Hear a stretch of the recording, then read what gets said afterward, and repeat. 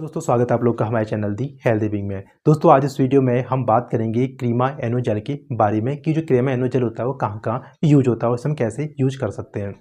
दोस्तों जो क्रीमा एनो जेल होता है इसके अंदर तीन चीज़ें होती हैं, तो तीन दवाई इसके अंदर ऐड होती हैं। तो ये जो कॉम्बिनेशन होता है किन की समस्याओं में काम आ सकता है। दोस्तों अगर मान लो किसी इंसान को ये कहते हैं एनल फिशर हो गया है, यानी आपकी जो गुदा होती है वहाँ पर ये होता है जो इंसान को कॉन्स्टिपेशन की दिक्कत रहती है, स्टूल पास बहुत तेज़ी से करते हैं, टाइट स्टूल आता है, तो वहाँ पर क्या होता है आपके एनल कैनाल यानी गुदा भाग में कट लग जाता है। इसके बाद में क्या होता है जब इंसान स्टूल पास करता है तो वहाँ से खून आता है, तो उसे हम बोलते हैं एनल फिशर बोलते हैं।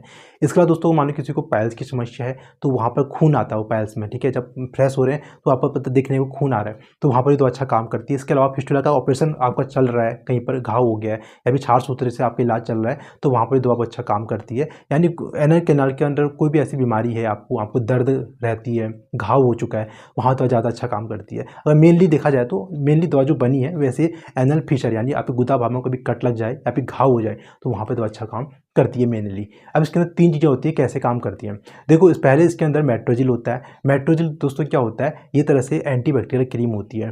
अब जो हमारा स्टूल होता है दोस्तों, हमारा स्टूल एनल गुदा से जब पास करता है तो वहाँ पर बहुत सारे बैक्टीरिया जो हमारे स्टूल के अंदर होते हैं। और जब मान लो आपका कहीं पर गुदा भाग में कट लग जाता है तो जो हमारा गुदा भाग में जो कट लग जाता है वो कभी सही तरीके से हील नहीं होता है। हील इसलिए नहीं होता है क्योंकि हमारा जो स्टूल होता है वहाँ से पास होते जाता है, पानी पास होते रहता है, हमारे जो बैक्टीरियाज हैं उस घाव में क्या कहते हैं बैठ जाते हैं, जिसकी वजह से वहाँ पर वो घाव कभी भी हील नहीं हो पाता है।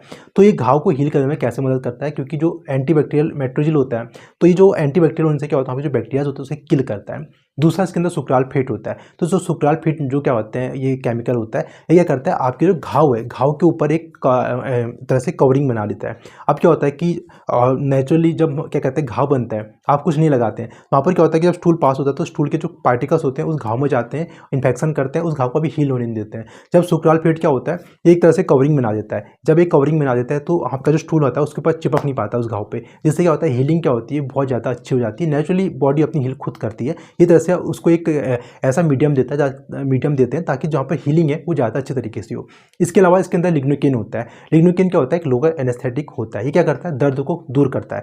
अब जैसे क्या दोस्तों क्या कहते हैं आप स्टूल पास कर रहे हैं, किसी को मान लो कट लगाए ना पर गुदा भाग में, तो जब वो स्टूल पास करेगा तो उसे खून तो आएगा, उसके अलावा दर्द बहुत ज़्यादा होता है, तो वहाँ पर ये होता है इस दर्द को भी कम करता है। लिग्नोकेन जो तीसरी चीज़ इसके अंदर होती है वो दर्द को भी कम करती है।